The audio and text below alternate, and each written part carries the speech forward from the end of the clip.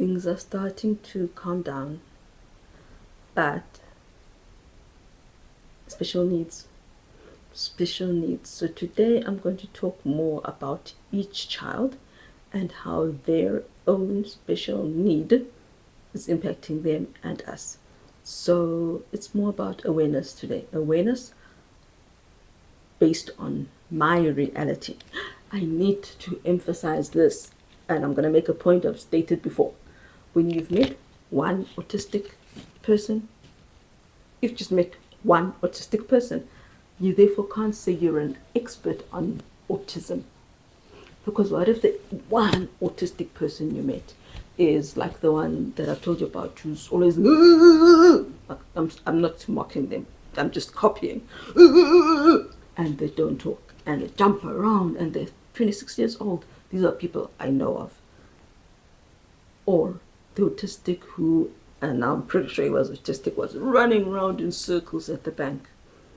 That won't, you can't generalize life or autism based on that kind of person when there are autistics who are like Elon Musk and who are right up there making a fuss and a mess with Trump. On the other hand, you can't look at Elon Musk and say, oh, please, autistics are fine. Look at him. He's got a job. He's making money. He's communicating, because not all autistics can communicate. And that's not even a comorbidity. It's part of their kind of autism. Autism spectrum disorder. Spectrum. Anywhere someone can fall on any particular area of this spectrum. We have to stop generalizing. And we have to, therefore, if we stop generalizing, we won't give people tips, unsolicited advice that doesn't match their experience. We'll just listen and care. So, oh, sorry, my nose is itchy. I'm not going to edit out. I'm not perfect. So I'll show you the imperfections that spoil things in TV life. Let's go. Sickness is gone. No more vomiting. No more diarrhea. I think everyone is healed. No more horrific stomach aches. I'm happy about that. Very happy. That's a plus. All right. School. Nene, my 5-year-old, is reading. We've started the kindergarten, which is equivalent to grade R, something like that. I don't know. Kindergarten, and we got to the curriculum. She could already read the whole first book that she had. She needed no help. So I think, once again, for now, we will speed through the curriculum. She has to count to 15, and she's saying, again, I have to count again? Like, really? I know how to count to 15. So we're going well, and the maths is also, it's got manipulatives, which is very good for ADHD children. Manipulatives, we're using the good and the beautiful. It's lovely. The manipulatives are lovely for them. They need different kinds of sensory ways of learning. Told you, special needs, ADHD, this is part of it. They need special kinds of learning, manipulatives, so they're seeing, they're feeling, they're touching, not just dry numbers that other children can be fine with. And right start math. It has arrived. It is huge. It was a big box, this big. I didn't expect it this wide. It has lots of things inside it. They even have a calculator with big writing. I've never seen a curriculum, a syllabus arriving with a calculator, 2 rulers, one is in inches, one is in centimeters. They've thought of almost every eventuality. It's expensive, really expensive. With shipping, it cost us $324. But we bought it because everyone who has a child with dyscalculia says it is the best. Because manipulatives. So it has manipulatives. So if you're looking for a math curriculum for your child who has dyscalculia, Right Start Math, it's really worth it. It's also a lot of books. There's a book on games, there's a book on that, there's a number. There are things I've never seen in my life. So we'll be learning together with my daughter. And it's built on the principle Asian children do amazingly with maths. That's what the writer found and studied. She's an engineer. She's an engineer, and she's got a PhD in mathematics. And she's the one who designed this program because she was homeschooling her children and she wanted to make it fun. And what she found is that they learn differently to, well, she called it Americans, but like us as well, same thing. If you say 9 plus 3, most people will think, okay, 9 plus 3. But what happens with Asians is they put things in groups of 5 and 10. So they will say 9, okay, I add 1 to the 9 and minus that 1 from the 3, so it's 10 plus 2. And that equals 12. That's how they do their thinking. My husband thinks like that, and he is a whiz compared to me with maths. He will think fast, long division, calculated, complicated multiplication. He groups it and he does it. So I'm happy that we're going to be using something like that, and it is based on not just rote. Plus, our children, dyscalculia children, are actually notoriously bad with rote, with memorization. They can't. That's why they can't count well. So most of them, or many of them, the ones who are severe. So it's about understanding. Understanding. So we're going to begin with kindergarten type level, kindergarten/grade 1, and we'll see how it goes. I will let you know. This is recorded yesterday. Today is now. We've done it, and the very first one was a fail. It was about making sure she can picture numbers on her fingers, an amount. But you included things like raise your left hand, put one finger up on your left hand, and she did right. She's still struggling with left and right. But I was really impressed with all the things they included there. I'm glad. I'm glad that we paid for it. There are maths games, as I said, so we can do maths games. We can do the actual maths lesson. We can measure things, we can count things, we can look at shapes, we can touch. Yeah, so that's that. With the reading, I wrote Nalo. Yes, I'm back to her. She's reading well. PDA. She is the leader. She is the boss of those two, even though she's the youngest of them. She decides what to play. She decides when I want to go and talk to mom, you must come with me. It is not nice. It's a strain. That's the thing. Pathological demand avoidance is a strain. I sent a friend a link who had asked about the day, a link to a workshop, or a rather screenshot of a workshop, and one of the things they were tackling was how to prevent parental burnout from dealing with our PDA children. Pathological demand avoidance is truly pathological, and based on her assessment and my living it, hers is severe. She wants to be boss, and if she doesn't become boss, all hell breaks loose, and there's screaming and screaming and screeching. It's horrible. Like now, today, just now, they're sleeping on the bed. She wants them, let's go to sleep. So they go sleep. They're awake. And then she starts irritating her sister, like pushing her, making mean sounds or like mocking sounds. So she leaves and the screaming starts.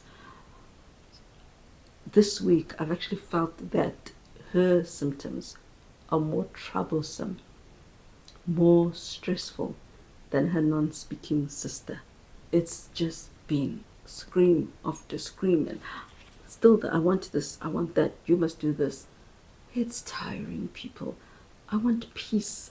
I create peace. But someone else comes and she's just full on torture, trauma, typhoon. This is why they say PDAers find it hard to keep friends. Who wants to be friends with a bully? Who wants to be friends with someone who tells you what to do and how to do it? And when they're playing games, she decides she's the queen. Micaiah is the king. Amy must be the servant. She's never the servant. You know what I mean? It's just, it eats away at everyone's peace. The screaming, the demanding, the commanding. You must do this. You must do that. Pick it up. Give it to me now. And because you know it's a disorder, you can't punish a disorder. It's like punishing someone for being in a wheelchair. You just have to keep teaching. This is how we talk. You've never heard us talk to you like that, so should you talk like that? But she won't stop and think. She's only 5. So we have really been struggling with that. But she's so loving. Like here where she delayed starting school because she was busy making an I love mom badge. That's how it is. You should be doing school, but it's nice that you love mom. Very loving and kind. She loves her siblings with all her heart. So there's that positive as well. There's that positive. But it doesn't cover all the screaming and screeching. Marissa has been processing adoption. Where is birth mom? Why can't I see her? Do you know that she really is alive? Because I haven't spoken to her since we saw them in the flesh in January. Late December, late December, yes. It was December 24th when we saw them. I haven't heard from her directly myself. But I know the daughter would tell me my mom has died. It's quite a big thing to hide. So she's feeling rejected. She doesn't want to send me a picture. She doesn't want us to meet. Why not? What's wrong with me? So I did have to explain the mental challenges, illnesses that her birth mom is going through. Not nice. And my girl is also so loving. She's a big, fat liar, but she's so loving. So it feels sad that she doesn't feel the same love from others who are her blood. Yeah. Here's one example of a lie. My daughter's tooth. I told you last time that the twins each have a loose tooth, and then the other one was pulled out, and then she was fine. After she was upset, I was talking to her, and her tooth fell out. So I said, "Oh, how did it happen? What was she doing?" So Amy says to me, she was eating, and then it came out, and she said, "Hey, there's my tooth," and I caught it, and she made that action. You are not gonna catch a tooth, and she hadn't. I told her I looked at the camera recordings, and it just fell out, and my girl picked it up and said, "Oh, look, here's my tooth." ADHD lies are random and said with a very straight face. And because it's not only when you're confronting them, did you write on the wall? You don't know that they're lying. It's terrible. It's terrible not to be able to believe your own child because they're constantly not telling the truth. Forgetful. Memory. She is forgetful. I'm not sure if I told you last time that she thought that she and Micaiah have the same birth mother, even though she has been told. She's 10 now. She definitely should have been able to remember that from age 8, but she couldn't, and she doesn't remember. She asked me today, "Where did you find me? How did you hear about me? Was I in the newspaper?" So, well, she knows. She said newspaper because I read about the story of the abandoned baby when I was 10, who made me want to adopt in the newspaper. So she forgets that we went and looked for a social worker and said we want to adopt. But the high point is I'm just doing my own thing, medicating each child, and she suddenly says, "Mom, I'm really thankful you adopted me." And that is bittersweet. No one thanks me for giving birth to them. I just wanted to love a child. But at the same time, there's a reason that child is placed. And our foster system is broken. Plus, when she was saying, why didn't they keep me? Because those are the discussions we've had. But why couldn't they keep me? So what? We'll just eat less together. So that's also when I reminded her about the mental disorders, mental health issues. I reminded her about the area they live in, the lack of safety. I reminded her about the lack of bed for her to sleep on. There's only one bed in that place, and there are 4 people in that room, in that house, but only one bed. So she realized that being with my birth family wouldn't have really been the best, practically speaking, for me. Staying in foster care definitely wouldn't have been the best. So I'm thankful that I've been adopted. It makes sense, but I hate it. I don't want to be thanked. I don't want her to feel beholden to me and feel like she owes me. My daughter and my son don't owe me anything just because I went and looked for them, found them, and brought them home. Don't. So if you're an adult who's adopted, I hope you don't feel, unless of course there are some people who remind you because everyone's different. Don't feel like you owe us, please. Just act the way you would if we were your biological mother.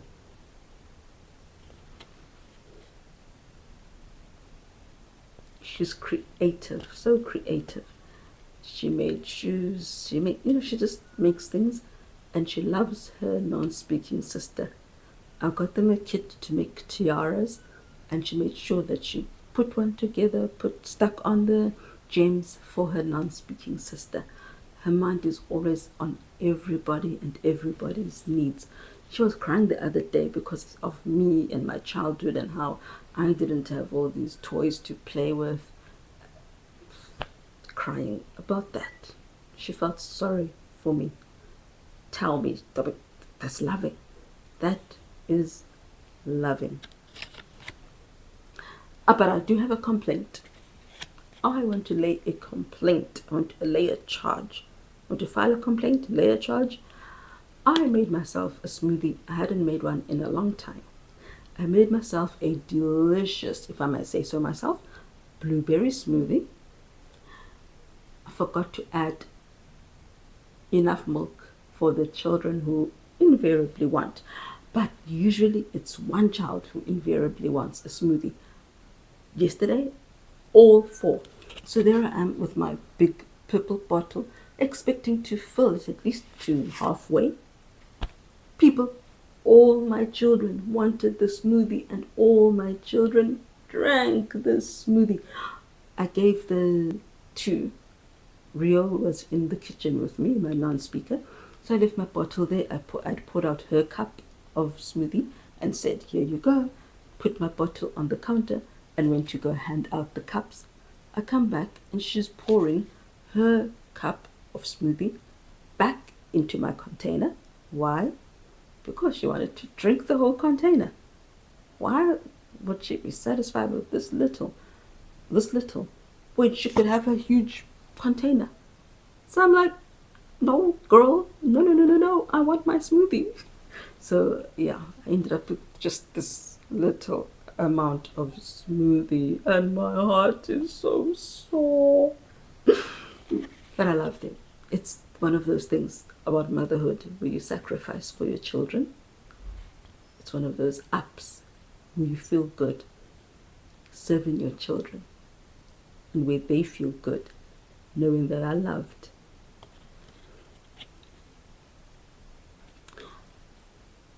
We're doing some extra things as always, because I'm always looking at things that will be therapeutic to them, occupational therapeutic wise type of things.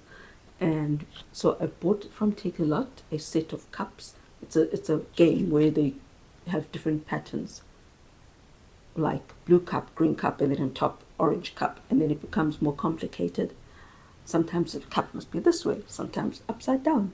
So we've been working on that. They've enjoyed it. They don't feel like they're working.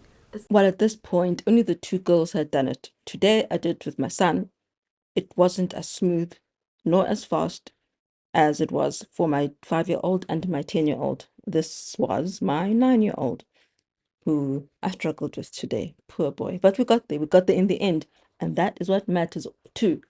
Perseverance.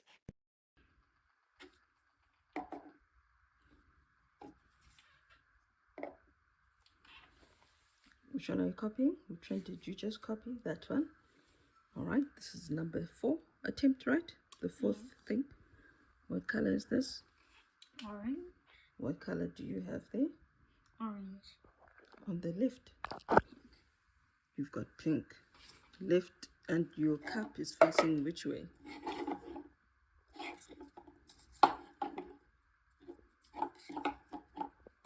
And wait.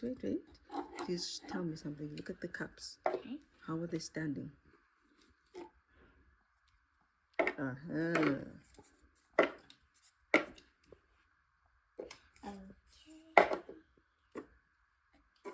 Mm-hmm.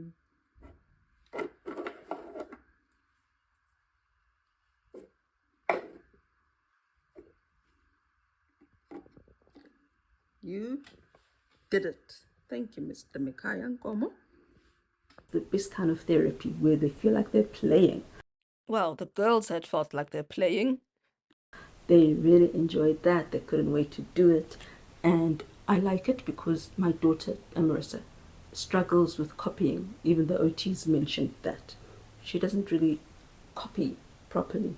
So at least she's copying the patterns perfectly. We'll keep building and building. Therapeutic moms. Moms are therapists. Moms are therapists. Rio and her words, my non-speaker, to all intents, for all intents and purposes, to all intents and purposes, she is talking a lot. Cat, meow, penguin, tiger. It's a cat. Dog. She's fixed her pronunciation of dog. She was saying it more like the American dog, but because she's saying dog and she doesn't pronounce her words fully, it sounded like she was saying duck. So we would say quack quack. So she realized and she corrected herself. So she'll say dog, dog, and then we know she's saying dog.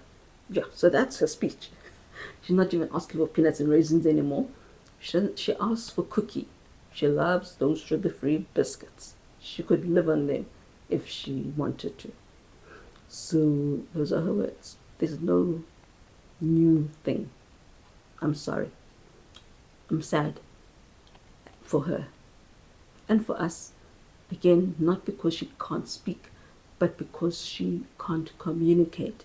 Her brain doesn't let her focus on anything, be it pictures to communicate, just pointing at a picture. She's not there yet. So it is sad. It is sad that my angel can't talk and pass on a message. My whole bowl of pumpkin, butternut, and sweet potato. Taken from the fridge. Is it yummy? My Rio. Yes, it's yummy. Yeah, she still doesn't let me just dish out a portion for her. She wants the entire bowl. I love you. She really loves her little brother, her older brother. Physically, with kilograms, he's less. He weighs less than she does, about 10 kilograms less than she does. He's very skinny. She's quite overweight. So yeah, they're an interesting pair. I've not seen her pushing him in some months now, pushing him in anger. She likes being with him. She likes watching his tablet when he's watching. And today, she just hugged him and kissed him.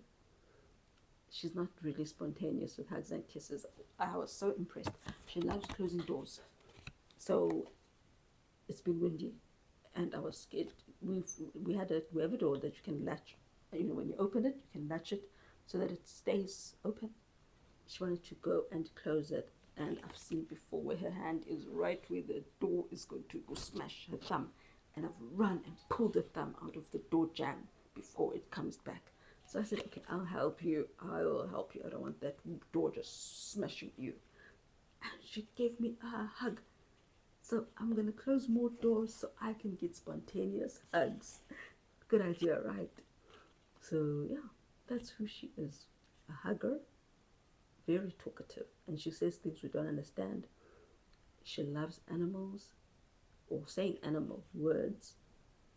And she's still sucking her thumb. What else was I going to say to you about her? But she also has some anger. This time she took me like, pretend this is my waist, and she pushed me like that, as opposed to her usual push. It's like she was going to throw me down. That's how it felt like she was just trying to take me and throw me down. And I thought, what's going to happen when she's older? And there's another time she grabbed my arm terribly. And I thought, when she's 16, she can break my arm. It is so weird to me and discombobulating that the sweetest children, because of autism, they also become the most malicious, though they don't think of it as being malicious, the most terrifying. When she's happy, everyone is happy, and you'd never imagine it. But when she's angry and violent, yeah, it's tough, people. It's tough. Special needs parenting is lonely. Lonely. Joining the groups has helped me see how bad it is and told me I'm not the only one. Here, I might have mentioned that they've been cutting a few locks here and there. They cut their locks so badly that there was almost nothing of my daughter's front 10-year-old left. And you expect it of a 5-year-old, 4-year-old, but she's 10 years old. And I think this always just keeps coming back again, that I'm not dealing with a typical 10-year-old, not a typical 9-year-old. They're all like the 3, 2, and then the 5-year-old twins. It's sad.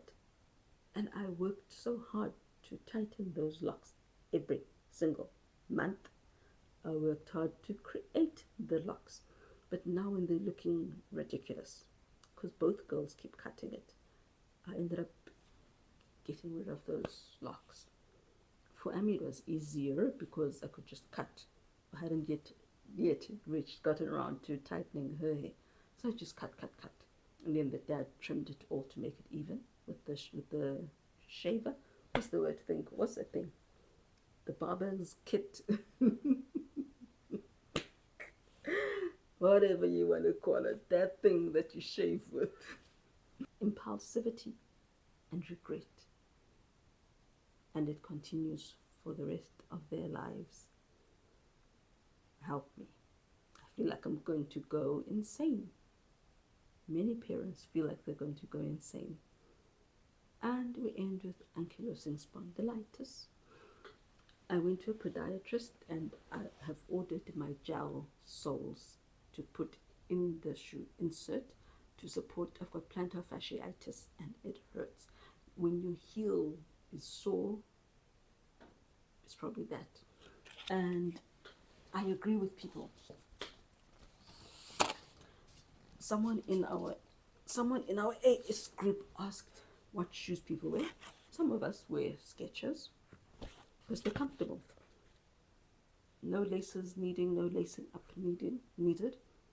But I agree. Hoka is the best. It's like you're walking on air. It's really comfortable. And I found a way to tie the lace, but leave it open enough so I can just put my foot in instead of having to bend over and hurt myself bending over to do the laces. So that's where we are with ankylosing spondylitis. And it's helped. It really has helped the heel pain. If you're a flip-flop person, don't wear flip-flops, don't wear flat shoes if you've got plantar fasciitis. The pain at the back of your heel and going up. Try and wear supportive shoes Always. That's my one tip for you. And the last thing about A is when you feel good, you tend to then want to act or live as if you are fine. So you overdo it. In the moment, you know you're not really overdoing it. It's like someone who cleans their house in one day. Many people clean their house in one day. But tomorrow, the AS person will pay for it. And that's how it was for me. Wednesday, I'm dancing with my children in the evening, which was not normal. I'm normally quite broken in the evenings. We were dancing. We were so happy that evening, playing their favorite song. But yesterday and today, it's like I'm not the same person. The excruciating pain I've been in cannot be imagined unless you've got a pain disease yourself, and it's excruciating. Pain that keeps me up. And the other day I was up since 1, today I was up since 2 a.m. Pain. At 3 a.m. I ended up taking a painkiller. And pain. AS is pain, suffering, fatigue. But on that positive note, now that I've been taking my inhaler for the asthma, I'm not waking up breathless anymore. Surprise, surprise. So yes, welcome to our past week. It's low. It's one of those low updates because everything is bad. Not everything is bad, but autism, pathological demand avoidance, severe ADHD, those are bad. Wanting to be bossy is bad. Being bossy every single day is bad. Hearing screams every single day is bad. It's all bad.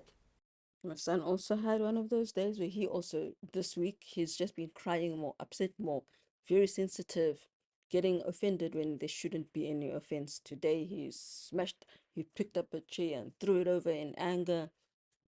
It's just, yeah, that lack of peace and calm. It's like you're in a constant state of tension and war. It's bad, right? So that is reality. Things are tough, but it doesn't mean we are hopeless about our future. We know this will end. I know this will end. And I hope that throughout the suffering, I never yell at my children. I never hurt their feelings. I might not be able to play with them as I should, but I want to be their emotional, safe place and space. I love them. I hate what the disorders have done to them. I hate ankylosing spondylitis a lot. But I love the one who created this broken body, and I love the fact that he is ready to give me a new body when he comes to take us home for 1,000 years. I can't wait. How do you do this without faith? I don't know. Food, the bane of every family that has a sensory child or an autistic child with sensory issues. We have them. Things had been kind of smooth, but still up and down. So most of the time, the 3 children ate, not even they were confused. Okay, so soft, soggy, it doesn't work. They need the bran flakes or the all bran flakes to be crunchy. When the milk has now made them, the ones at the bottom, wet, no can do. It's like they're gonna vomit. All 3 of the girls. It's terrible because then you're wasting cereal. They'll get to the first 3 bowls or 3 spoonfuls, and then everything else is too mushy for them. So I said, fine, no more cereal. You'll just have eggs and a glass of soya milk. And then they also started not liking any cereal. My daughter, Rio, she still is into cornflakes, but that's it, only cornflakes. And not every day. And she too, mushy, she'll vomit, she'll cry, she will want to puke. So that's a bit of a problem. So that's the first problem, the mushy texture. And it's so crazy because the son, the first one to bring autism into my family in a very visible manner is my boy. My boy hated mushy. He couldn't eat it. No yogurt, no porridges, no pronutron, no wheat bix. We haven't had wheat bix in a month, in some months, if not over a year now. And he's fine. He is the only one who eats everything. Out of all the children, the one who was the most difficult to feed is the only one who's eating everything. He's the only one with a full diet. Thank God. They still eat multivitamins. As I know I mentioned in another video, there are parents who the children don't even eat multivitamins. So they really stress about their actual health. So yes, they do take their vitamins, but food, dry bread, no nothing on it, no peanut butter, nothing for my daughter, Nene. And Marissa, she will have peanut butter on her bread. My non-talking twin, no bread. Brother, meh, whatever bread. And so it's becoming harder. Fruit, I know also the teeth thing doesn't work. It doesn't help when you've got two of these teeth. And so fruit, even when it's cut into small pieces, no. So what I've done, which has worked before and I'm hoping will work now, is I've cut some potatoes, apples, and I'm boiling them like for a short time, not till they're very mushy. Boiling them, and I'm gonna add cinnamon. They really loved that, and mix it with some pear and a nectarine.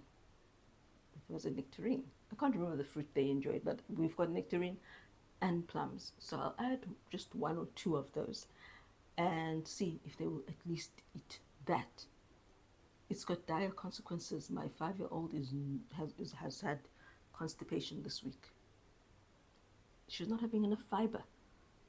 They eat noodles, 2-minute noodles. That's the one thing they will finish. Certain type of dry pasta meal, they will finish. She, my non-talking one, will pull out every carrot, every green bean. The others will just not finish. It's tough being a parent of a child who doesn't eat a well balanced meal. It has flown in the face of everything I knew and planned for my future children. It's unreal. So, yes, food is a problem. And of course, what does it do? It adds to the AS trials because now you're standing there chopping, chopping, chopping when you could have chopping and then putting in the pot and chopping different vegetables, fruits to put in the pot, as opposed to just picking, chop, chop, slice a bit. Here you go, here you go, here you go. Yeah.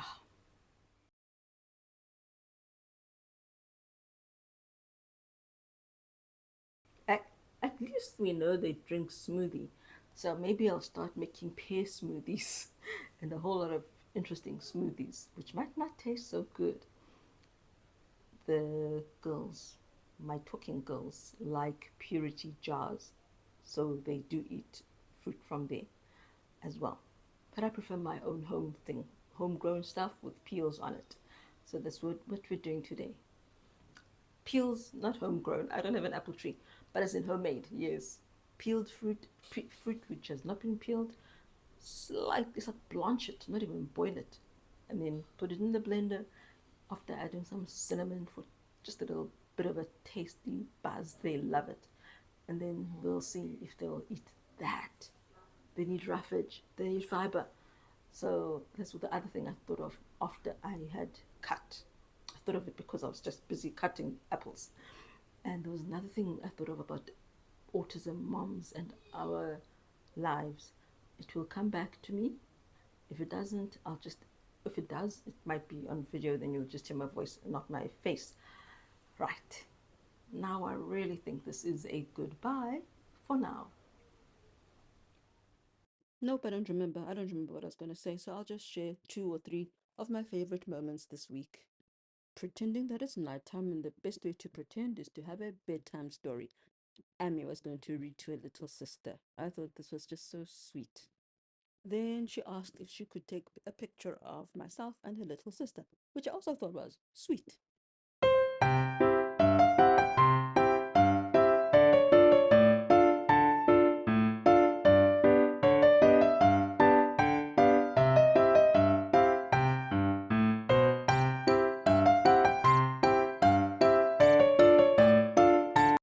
until I joined this one specific ADHD group from overseas. I really thought I was the only one who experiences things like this. She wrote this on her door with marker, permanent, because I told her she has to do school, even if her younger sister, whose curriculum had not arrived yet, wasn't going to do school that day. That was her response. And then when we had a discussion and asked her if it's true, and she said, and she admitted that no, it's not true. Of course you love me. Then this was her way of fixing it by papering over it, because she had written all over the walls, and I told her to get rid of it, to clean it up. So she cleaned the walls, kind of, but it would not move from the door. So that was her idea, to then hide it, because paper like that is less unsightly, right? Before the professional ones arrived, they made their own. I printed templates for them. It was just nice that my girl thought of the idea. As I said, she's the leader, my 5-year-old. So that day was, let's make crowns, and they had fun doing it.